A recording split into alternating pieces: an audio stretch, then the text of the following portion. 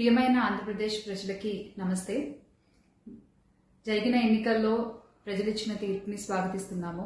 ఖచ్చితంగా ఈ క్షేత్ర స్థాయిలో జరిగినటువంటి ఎన్నికల్లో ప్రజలదే అంతిమ తీర్పు. మీ తీర్పుని ఖచ్చితంగా స్వాగతిస్తున్నాం, గౌరవిస్తున్నాను. ముందుగా అఖండ విజయాన్ని మూటగట్టుకున్న కూటమికి ధన్యవాదాలు. పెద్దలు నారా చంద్రబాబు నాయుడు గారికి, అలాగే పవన్ కళ్యాణ్ గారికి, బీజేపీ సభ్యులందరికీ, పురంధరేశ్వరి గారికి అందరికీ కూడా హార్దిక కృతజ్ఞతలు తెలియజేసుకుంటున్నాము. అలాగే వైసీపీ గెలుపు కోసం కష్టపడ్డ ప్రతి కార్యకర్తకి, ప్రతి ఒక్కళ్ళకి, వైసీపీ కుటుంబం మొత్తానికి కూడా పేరు పేరున ధన్యవాదాలు. ఎస్, ఓడిపోయాము, కానీ ఒకటి గుర్తుపెట్టుకోవాలి, గెలిచిన నాడు ఎప్పుడూ విర్రవీగలేదు విజయ గర్వంతో.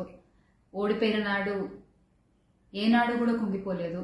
అలాగే ఈసారి కూడా మన జగన్మోహన్ రెడ్డి గారు మరింత బలాన్ని పుంజుకుని మళ్ళీ ఖచ్చితంగా మీ అందరి సపోర్ట్తో మనందరం కలిసి జగనన్నతో నడిస్తే ఖచ్చితంగా మళ్ళీ ఒక మంచి ప్రభుత్వంగా మనం ఏర్పాటవుతాము.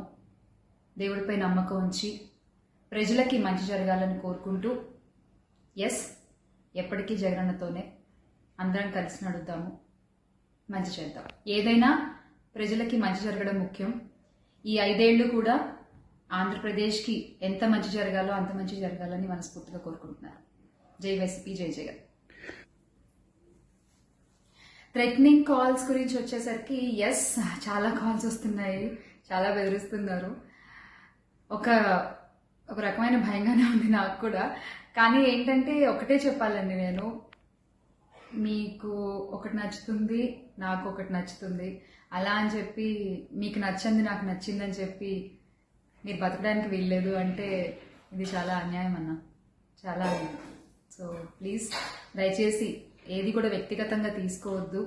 నేను వ్యక్తిగతంగా ఎవరిపైన విమర్శలు చేయలేదు, చెయ్యను కూడా. ఎప్పటికీ నాకు చాలా గౌరవం.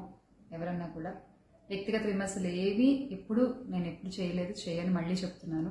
సో దయచేసి మీరు కూడా ఏది పర్సనల్గా తీసుకోవద్దు. ఎస్, ఒక పార్టీని గెలిపించేటువంటి ప్రయత్నంలో నేను ఎంత చేయాలో అంతా చేశాను, ఉన్నదే చెప్పాను, లేనిది ఎక్కడా మాట్లాడలేదు. దయచేసి దాన్ని అర్థం చేసుకుంటారని కోరుకుంటున్నాను.